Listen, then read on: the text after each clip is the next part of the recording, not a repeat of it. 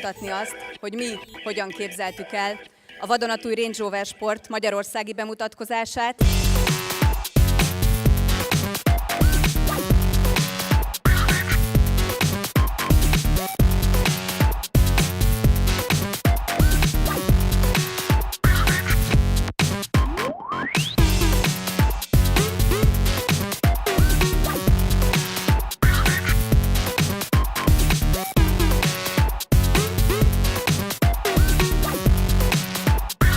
Szerintem ilyenen, mint ami a következő 40 percben vár ránk, még senki nem volt ebben az országban.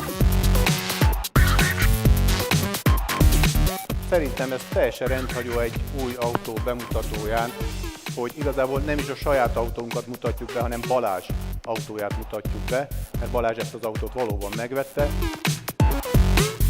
Berendeztünk egy ilyen kis házi vidámparkot, és hát most jön szerintem az egyik legizgalmasabb rész.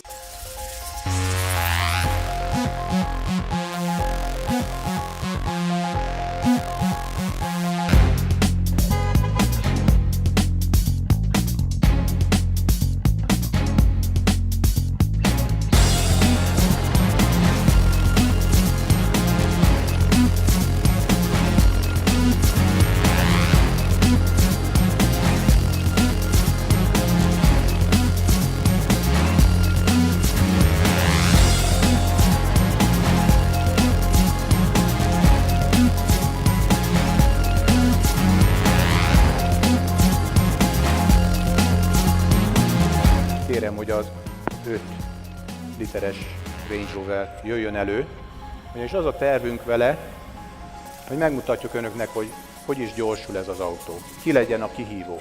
Hát biztos van itt egy olyan autó, ami azért legalábbis megpróbálna méltó ellenfél lenni.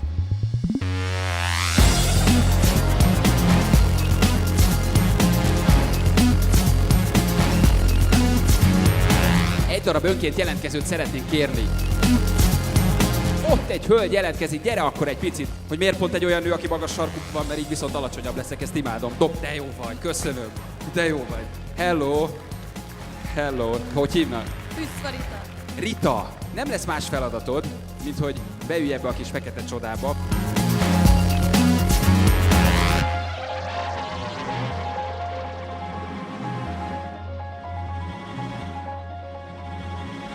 Na most, jó, na ez ha...